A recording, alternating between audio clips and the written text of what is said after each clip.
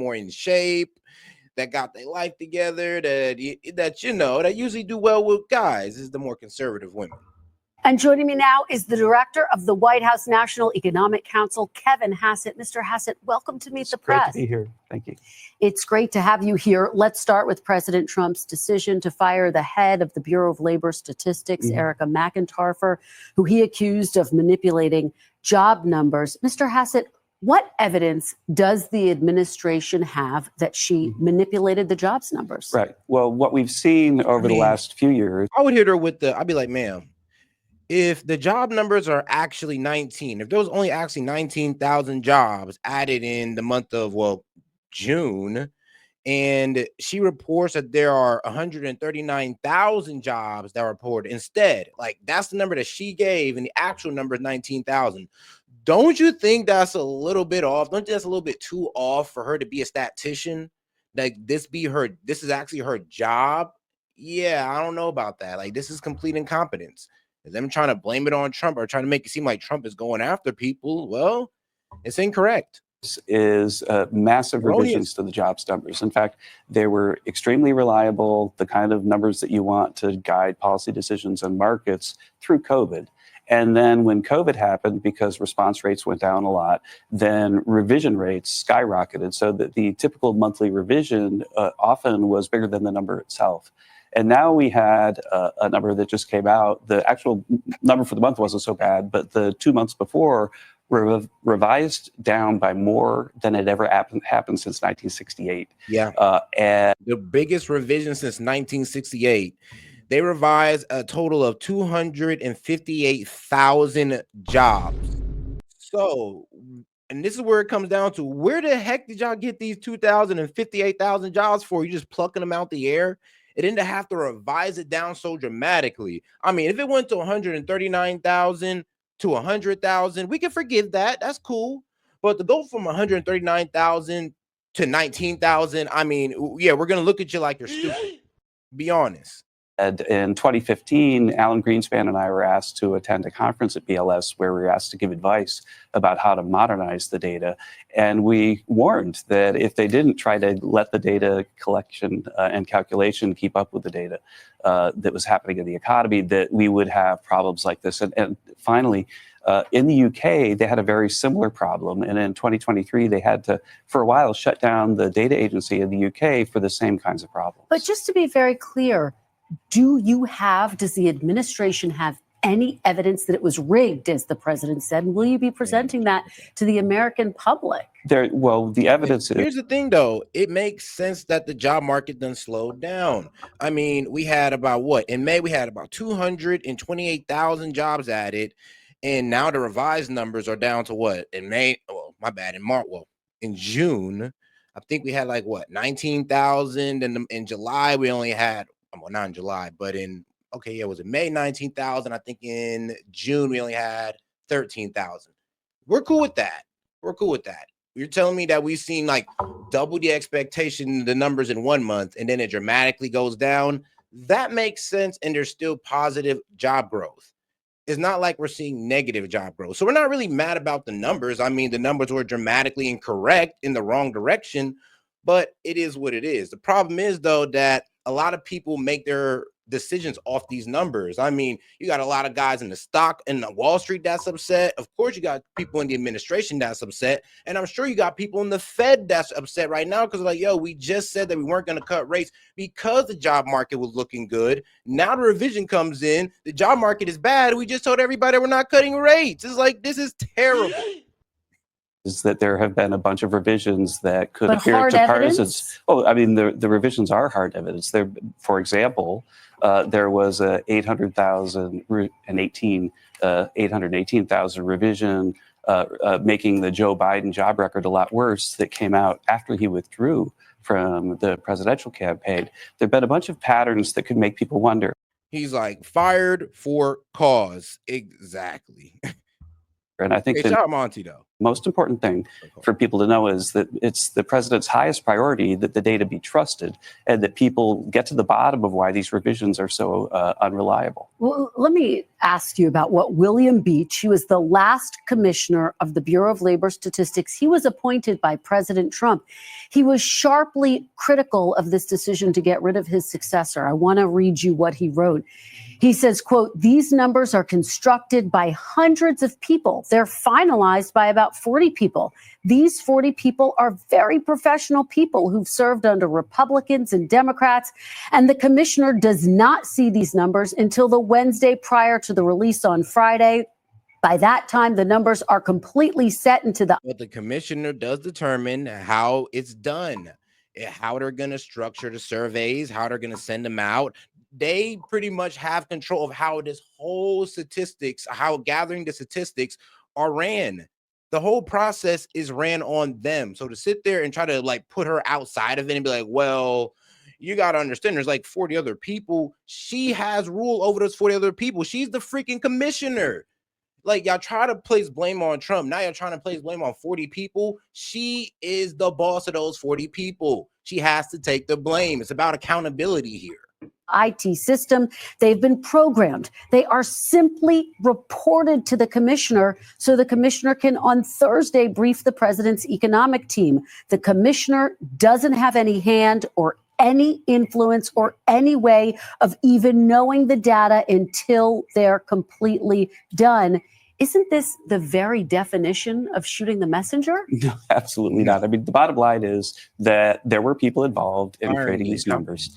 And if I were running the BLS and I had a number that was a huge politically important revision, the biggest since 1968, actually revisions should be smaller, right? Because computers are better and so on. Then I would have a really long report explaining exactly what happened. And we didn't get that.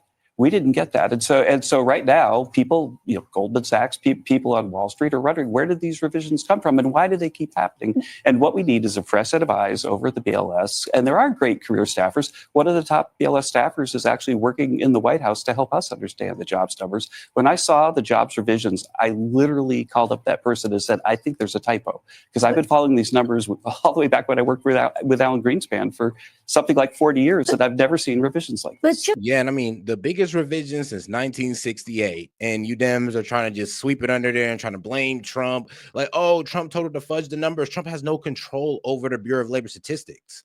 This all falls on her, but we can't blame the liberals. We can't blame Biden, the Republicans, nobody, because she got under there under bipartisan support. She was appointed under Biden, but both Republicans and Dems voted for her. So the only person to blame is this lady. Oh, that's it. Just to be very clear, I mean, there 40 people put these numbers together. Is the president planning to fire all 40 people involved in putting these numbers together? We're going to try to get the numbers so that they're... These 40 people only ran those numbers under her leadership. So however they ran those numbers, they did it with her direction. So no, we're going to fire her, put somebody in there, and they're going to give them, those 40 people, new direction to give more accurate numbers. Transparent and reliable. President Trump himself was happy to accept the jobs numbers issued under McIntyre's leadership when the numbers were good. Take a listen to what he said in the past. The numbers were much better, as you know, than projected by the media. In 3 months, we have created 350,000 jobs. Think of that. A lot of jobs are being created. That's what happened this morning. We saw the jobs. So is the president prepared to fire anyone who reports data that he disagrees with? No, I'm pretty sure the president is prepared to fire anybody who gets things this dramatically wrong. It's like, yeah, you can't sit there and go like, all right, May employment growth down from 139,000 to 19,000. That goes outside the margin of error. It's like, you could be wrong, but you can't be that wrong. And then you can't be that wrong in the opposite direction where a lot of people make their decisions off this number.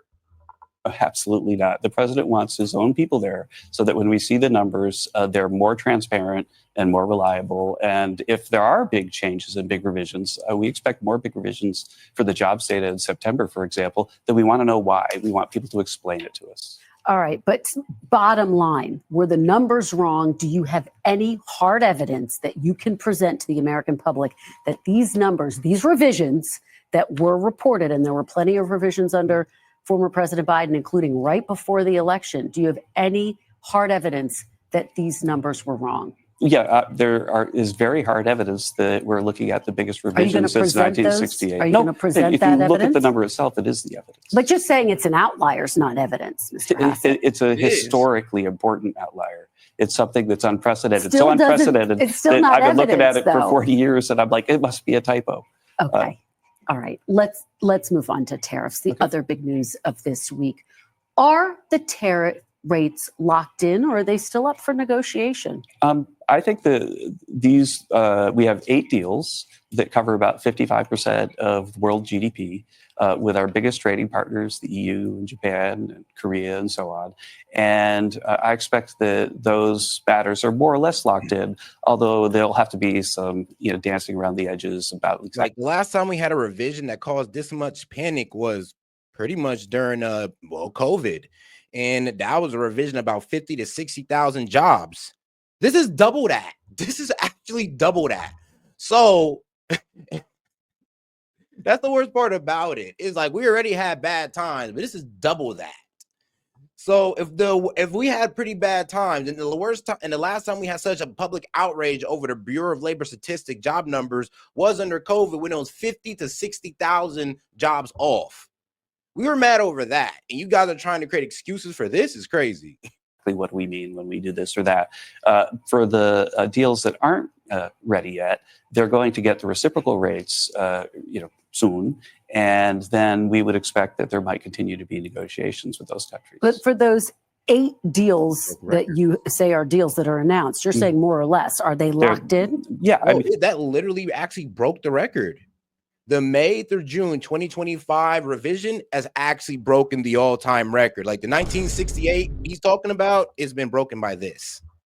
the president will decide what the president decides, but the president likes those deals. The Europeans like those deals, and they're absolutely historically wonderful deals. Think about it. We've got Europe agreeing to open their markets to our products, so our farmers, our small businessmen can sell stuff in Europe like they never could before, and they're letting us charge a 15% tariff, which is going to raise maybe about $100 billion a year. And I think people are curious because they remember that And increase our imports into other countries. back in April when President Trump first announced these tariffs, he then backtracked when the bond market was spooked. Could a market reaction prompt President Trump to change these tariff rates again? The markets have seen what we're doing and celebrated them, and so I don't see how that would happen. Okay, but not ruling it out. No, I would rule it out because these are the final deals. All right, let's talk about prices now. New inflation data released this week shows higher prices on products like household furniture, clothing.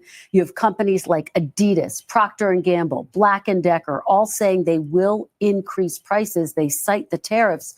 Prices are already up on some of Amazon's products, as you know. President Trump campaigned on a promise to bring prices down. What is your message to Americans who feel like the president's breaking that promise? Well, he's not. In fact, every measure of inflation, if you aggregate it, if you look at the top line numbers, is lower than it's been in 5 months. And we just had the GDP release this week, which was a healthy 3%. And the most important GDP inflation number said it was 2.1%. And so inflation has come down a lot. That number, by the way, the 2.1% was 3.7%.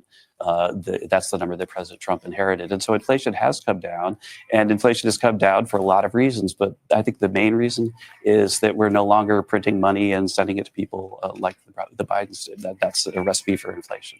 Okay. Now, he is talking about inflation, what does kind of stagnate prices. But the real thing is that, yes, the consumer price index did go up by 0.3%, not 1%, not 2%, but 0.3%. So this is what they're freaking out about. Let me ask you about this talk of tariff rebates. The president consistently arguing that consumers don't pay tariffs. If that is the case, Mr. Hassett, why would you issue a rebate?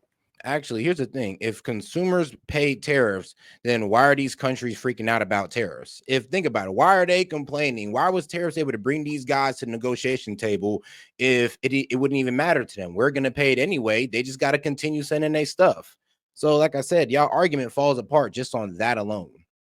Well, what's going to happen, right, is the CBO has estimated that we're going to get $3 trillion more in revenue.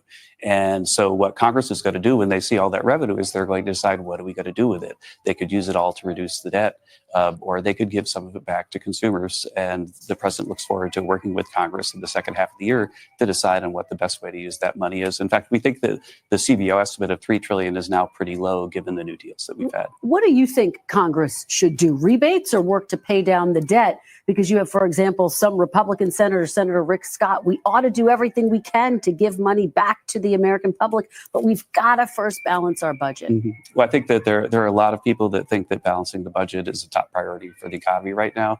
But we're also mindful of the fact that there's a legislative process where people dicker over the details. And so I'm not sure. I can't predict right now which way it's going to end up. Yeah, it does kind of seem like there's an argument going on between balancing the budget and guaranteeing growth in the economy. There's been a lot of focus on Fed Chair Jerome Powell. Obviously, President Trump really pressuring him to lower interest rates, which he did not do. So the question becomes, who will replace him once his term ends? If President Trump taps you to be the next Fed chair, will you accept? Do you want to be?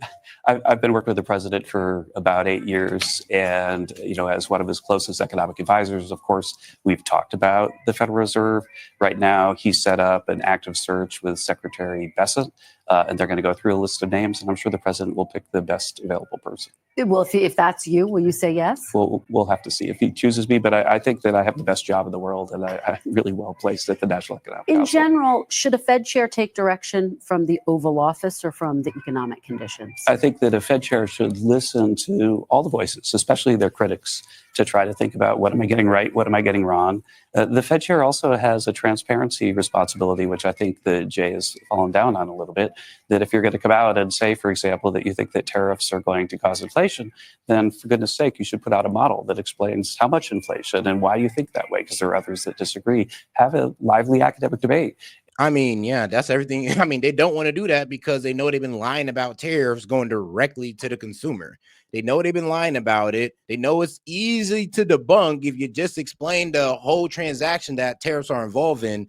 And that's the problem. That's why they don't want to create no economic model. They don't want to debate it. They'll just tell you, well, it's going to raise prices, inflationary, because they don't have to debate it. These Dems are just going to run off with it at the mouth because it goes against Trump's agenda. And if you're going to actually put your finger on the scale of tariffs cause inflation, then you need to explain why. I don't think that the Fed or the BLS should be a black box. I think it should be transparent. All right. Before I let you go, President Trump has now been in office for more than 6 months. Is this now the Trump economy?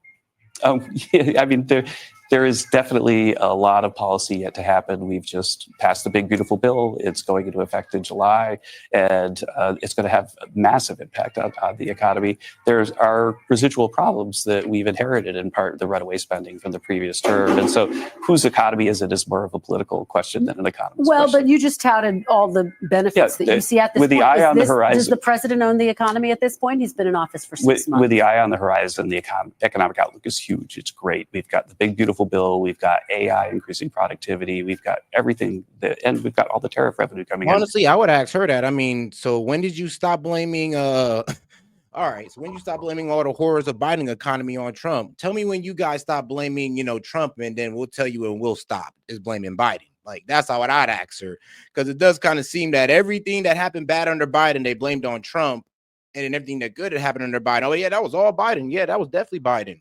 Yeah, you guys gotta actually. I want you guys to answer that for us.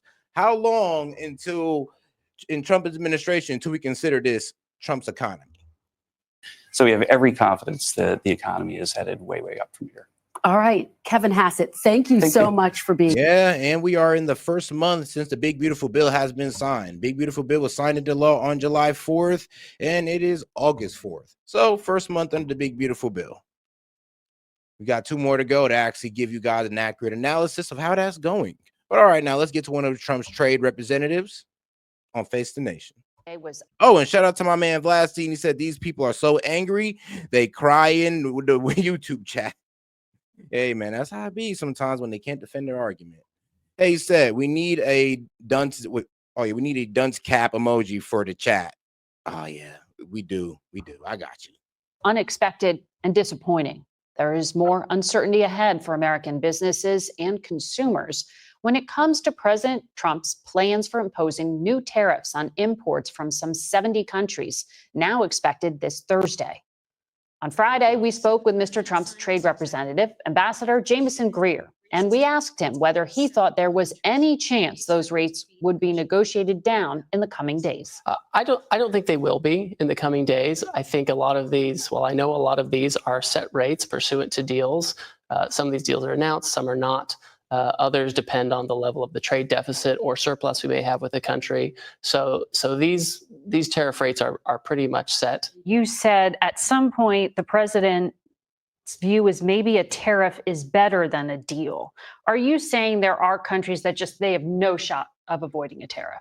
Most countries in the world, they just have a tariff assigned to them, right? Whether it's it'll be the 10% or 15%. 10 or 15 or the higher level tariff. Because again, when the president is looking at this, he looks at potential deals and we bring him potential concessions from countries and the things they might want to do. And he compares that to the potential tariff that might be applied to try to get that deficit down. And then talking to his advisors, he makes a call on this. And sometimes a country will come back and make additional concessions that make it more appropriate. He's trying to get at the deficit. He's trying to reshore manufacturing. Trying to reshore manufacturing, bring manufacturing jobs back to America. But we just saw in this unemployment data that while the level's pretty low overall, it's pretty steady and good. Manufacturing in particular, we saw it contract for the 5th straight month in July. Factory employment dropped to lowest levels in 5 years. What does that data indicate to you about the impact of your tariffs? I think. Whoa, sis. Whoa. We've seen employment contract for the 3rd month. We're talking about, what was it? It was like double the numbers in March. Then we go into May, June, and those are the fudge numbers. And now and if you want to take those into account, that means we're pretty much doubling, quadrupling the numbers in July. So I don't know about that one. So he's been constricting for 5 months straight, since the only months we're complaining about is May and June. A lot of companies were waiting to see if the tax bill was going to come through with the expensing for capital goods and things like that. And so I think now, a lot of that data comes pre One Big Beautiful Bill. Now that we have One Big Beautiful Bill and we have a better sense of where the taxes are going, I think we're going to see we're going to see more investment. All the commitments on investment we've seen countries making, that's going to come through. So I don't read tariff policy into that number. I think that is kind of pre-bill policy. The president just announced that the head of labor statistics is being fired because of the weak jobs report, claiming the data was faked. Even last year during the campaign, there were enormous swings in the jobs numbers. And so it sounds to me like the president has real concerns, not just based on today's, but everything we saw last year. You want to be able to have somewhat reliable numbers. There are always revisions, but sometimes you see these revisions go in really extreme ways. And it's, the president is the president. He can choose who works in the executive branch. Let me ask you about Canada, which is our second largest trading partner. The president increased tariffs to 35%. It applies, though, to just about 10% of what Canada sells here.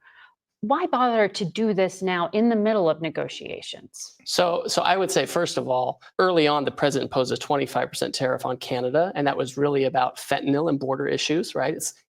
It's a separate regime from the reciprocal tariff. And what did Canada do in response? They talked about helping at the border, and I'm not the drug czar or anything. But what I do know as the trade guy is that Canada retaliated.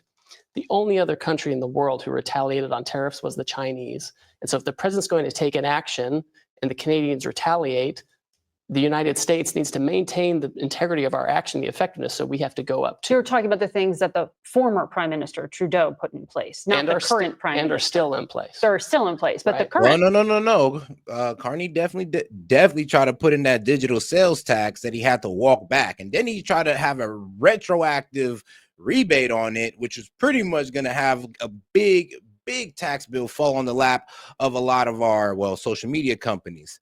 So, yeah. He threatened that and he had to walk it back. So trust me, they try to take some pretty wild steps during the trade deals, and they failed. And they've had to walk back on almost everything, and yet they're still kicking and screaming, which is all right though. They'll have to capitulate soon, or just what work with China.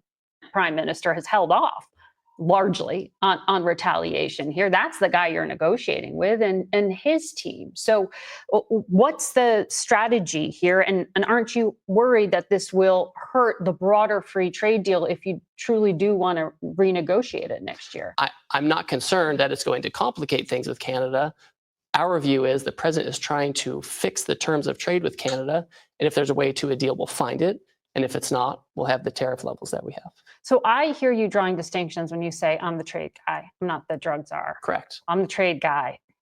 I'm not handling these other things. But the president is kind of blending all these things together because he cited fentanyl once again when it came to the policy with Canada. He also said on social media, Canada's decision to back statehood for Palestine is going to make it hard for us to make a trade deal. Okay, that got nothing to do with this trade deal. And I ain't gonna lie, I did not like that Trump did that. I'll be honest with you. I'm like, dog, leave this whole Israel and Palestine stuff out of the trade deal. I don't even know what Canada has to do with announcing statehood for Palestine as a bad thing. I mean, I honestly agree with it. I mean, when Macron did it, which I don't believe he's a good leader. I mean, Canada did it. I don't believe they have a good leader in either, but I'll be real with you. I respect it. How does that have anything to do with financial and trade agreements? The President of the United States has his foreign affairs power where he can manage relations under the Constitution with foreign countries.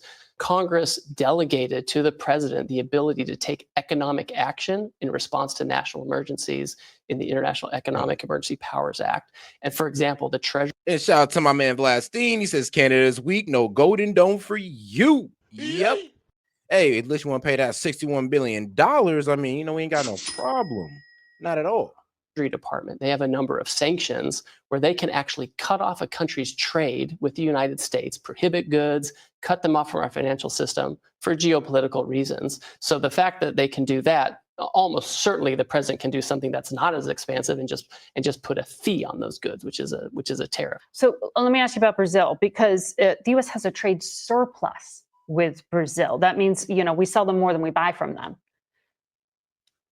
So it doesn't seem to be consistent here when you have the president put 50% tariffs on Brazil, one of the highest of any countries.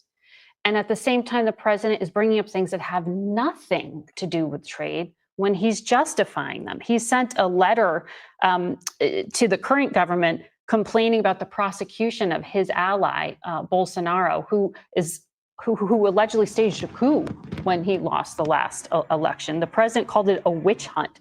This seems politically motivated and not about trade. There's a 10% tariff on Brazil because we have a surplus with them. That's the reciprocal tariff. And then, apparently Brazil had their own January 6th moment. And there's a 40% tariff that the president has chosen to do under the International Emergency Economic Powers Act, like we would do any sanction where we see geopolitical issues. The president has seen in Brazil, like he's seen in other countries, a misuse of law, a misuse of democracy, what one might call lawfare. It is normal to use these tools for geopolitical issues. I mean, sanctions, we've been using them for years with all kinds of countries. You view tariffs and sanctions as the same? They're just different in degree. I mean, tariffs are actually lighter than a. And shout out to my man Monty. He says from now on, the bots will be kicked unless you are a channel member. If you spout lies or call us names, you're gone. Yeah, guys. Hey, yeah, y'all lives need to try to learn how to debate respectfully, or you will be out of the chat. A sanction, you're cutting off a country from your financial system. You're prohibiting trade with them. A tariff, you're allowing trade. You're just putting a fee on it. But now you have moved sanctions. Far away from. Hey, look, I mean, you can call Donald Trump dumb. You could call his policies atrocious, idiotic. We don't care. But when you start trying to attack people personally, yeah, that is going to get you going. And here's the thing. I don't even mind the personal attacks. Sometimes I just let y'all roll on, but then you take it too far. And y'all know what I mean. With the deficit. Now you are talking about politically motivated trade actions here. I mean, the president sent a letter to President Lula saying the tariffs are due in part to Brazil's insidious attacks on free elections. Why are you trying to influence a criminal trial of an ally of President Trump? The president of the United States historically, whether it's a Democrat or a Republican, they have used IEEPA to impose sanctions for all kinds of geopolitical reasons in all kinds of countries. Sometimes it's countrywide, sometimes it's specific to certain individuals, and often foreign leaders and foreign officials. So this is not way outside the mark. When it comes to trade, the big deal that is pending out there is how is the president going to deal with China? There's an August 12th deadline. And if that deadline is not met, you have said tariff levels could snap back to above 80%. Is that deadline going to slide? So that's what's under discussion right now. I would say that our conversations with the Chinese have been very positive. We have discussions at the staff level, at my level. President Xi and President Trump have had conversations. They said that it's sliding. The Chinese said it's sliding. That's something we're working toward. That's what we talked about. So you're not there yet. And so they want to do that. We're working on some technical issues, and we're talking to the president about it. I think it's going in a positive direction.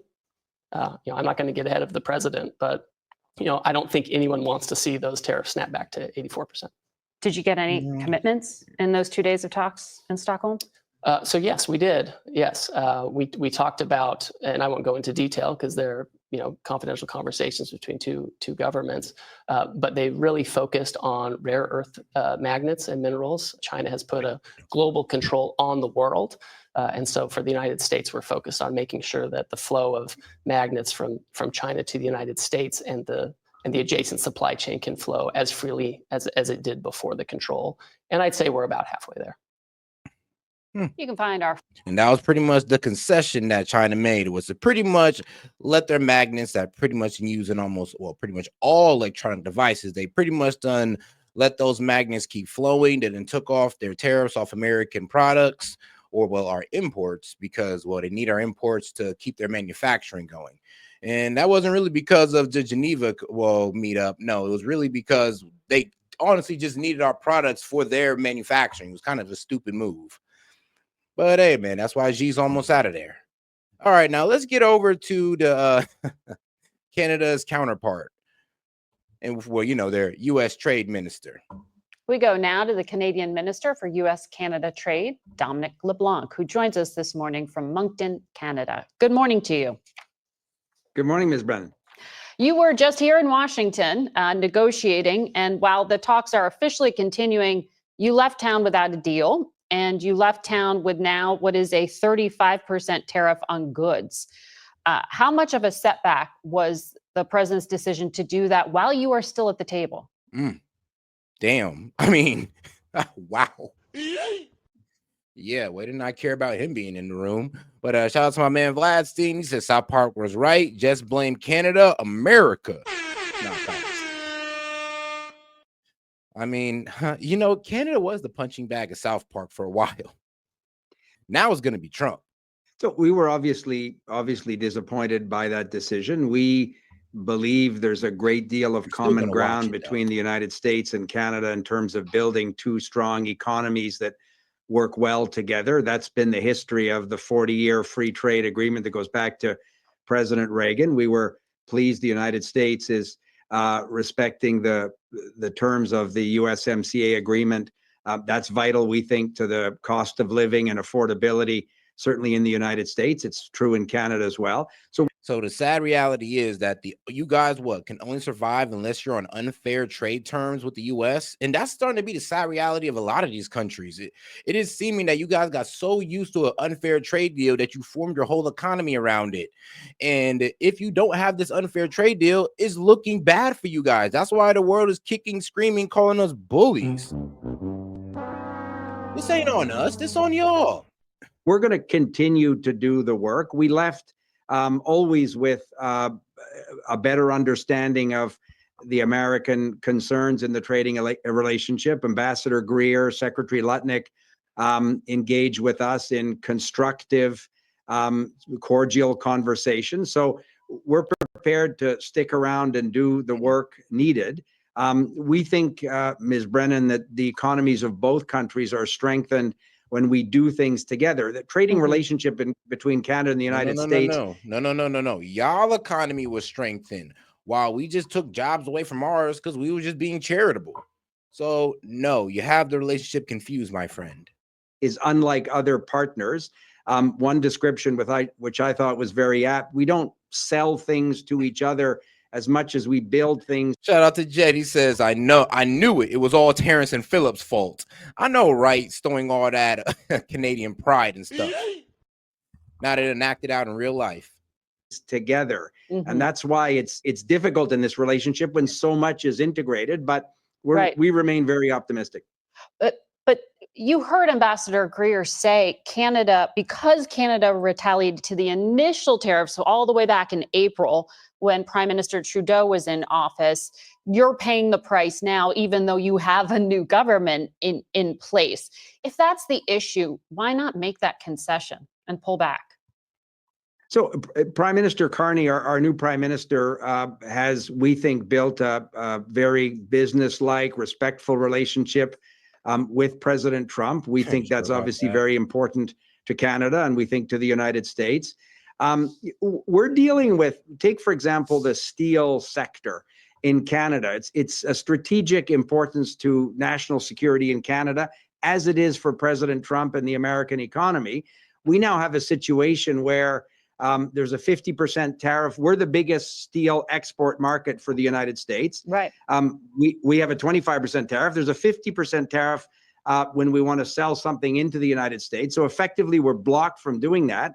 But the national security interest of Canada requires that we have a viable steel and aluminum sector. And my conversations with Secretary Lutnick and others are that therein lies an example where if we do the right work together, we have, Ms. Brennan, the toughest rules of any country dealing with Chinese dumping into Canada. We have melt and pour tracing so that products coming from other countries with Chinese steel can't be dumped into the Canadian market. So we're looking and advancing ideas where we can do that work with the United States, at the same time ensuring that our economy continues to have sectors vital to the economic future of Canada. But that's not in contradiction to President Trump's national security objectives in the United States, of course. I don't like what I'm hearing from bro right now, because it just does sound like you guys can't survive unless you are literally a parasite on the American economy. I'm sorry to just say it so frankly. I mean, I could see why Trump was like threatening the 51st state, because it damn near sounds like y'all should be. Well, I want to talk to you more about this idea of the so-called Fortress North America to take on China and some of the specifics of the dispute on the other side of this commercial break. Please stay with us. We'll have more questions for Minister LeBlanc shortly. We'll see you in a moment. Yeah, And hopefully we it comes back return with something to our better. conversation with the Canadian Minister for U.S.-Canada Trade, Dominic LeBlanc. Minister, we were just talking about some of the sectoral tariffs, the metals. American automakers, GM, Ford, Stellantis, they have all said that these tariffs are hurting their profits. The 50% metal tariffs, which use Canadian aluminum, the Secretary of the Treasury was talking about those just the other day. They're seeing the impact here in the United States, a bit of a backfire in some ways. Do you see room for maneuver on these? Are they willing to negotiate with you on those tariffs? So, Ms. Brennan, we hope so. And as I say, we're encouraged by the conversations with Secretary Lutnick and Ambassador Greer, but we're not yet where we need to go to get the deal that's in the best interest of the two economies. But your example is a good one. Canadian aluminum companies massively supply the American market. And by putting a 50% tariff on aluminum from Canada, you've increased the price of a whole series of goods. The automobile sector, again, is an example where there's been deep integration. We're the biggest customer of US-made automobiles, but heavily importing into Canada light and heavy-duty trucks. And shout out to my man Vlad Steen. He says Canada thinks they strong. Alberta don't like you and wants to stop paying you for your BS. Free Alberta. I mean, no, for real though. Free them guys. It's okay, man. You guys can come to us. We understand. We have the same relationship with them. They parasite off us too. We can work together. But oh yeah, and guys, mods, let's chill out. Remember, they can disagree with us, but don't just take them out.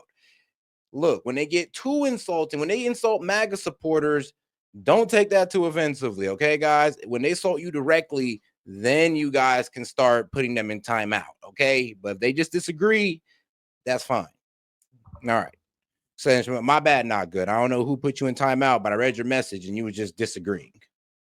50% of the cars that we finish in Canada and sell to the United States are made up of American parts.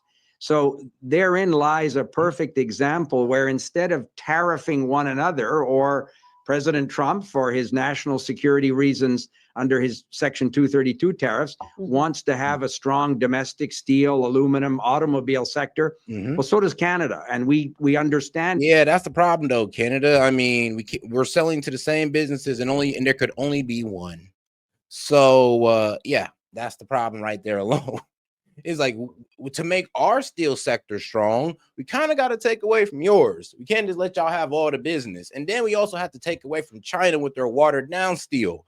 So yeah, we got to focus on our steel sector and not let that continue to get gutted out. Sorry, but it stops here. And respect totally the president's view in terms of the national security interest. In fact, we share it. And what we've said to our American counterparts is, how can we structure the right agreement where we can both continue to supply one another in a reliable, cost-effective way that preserves jobs essential to the American economy? But the same thing's true, obviously, in Canada as well. Well, are there any plans for the two leaders to speak? I saw President Trump said your prime minister called him Thursday and they just never connected. I mean, are tensions that high? And given the changing justification for the tariffs, do you really feel like you're negotiating with the other side in good faith? Yeah, sure we do. Of course we do. As I say, the conversations have been informative, constructive, and cordial. I would expect the prime minister we'll have a conversation with the president over the next number of days. That's certainly my plan, again, with Secretary Lutnick, recognizing that we think there is an option of striking a deal that will bring down some of these tariffs, provide greater certainty to investment. Ms. Brennan, we passed in Canada our version of the president's One Big Beautiful Bill. It's called the One Canadian Economy Act. Here's the thing, though. I mean, what you guys offer us that we can't replace, that's the problem. I mean, we're already working on replacing you guys for energy. We're willing to open up our lumber sector. That's the whole reason why the EPA is cutting back regulations. The Environmental Protection Agency, yeah, they're going to let us start cutting down lumber. So there go you guys for that. So, I mean, can y'all come with something, I don't know, that we don't got, something that we can't replace y'all on, please? Like, for y'all's sake, of course. Which we think will unlock up to $500 billion of investment in Canada for things like pipelines, port infrastructure, mines, all of which offer huge opportunities to American businesses as well. So we think there's a great deal to work on together. I know, we just opened up our own Minister, minds. we'll see if you can get one. That's the problem. We opened up our own minds now. Like we're going to start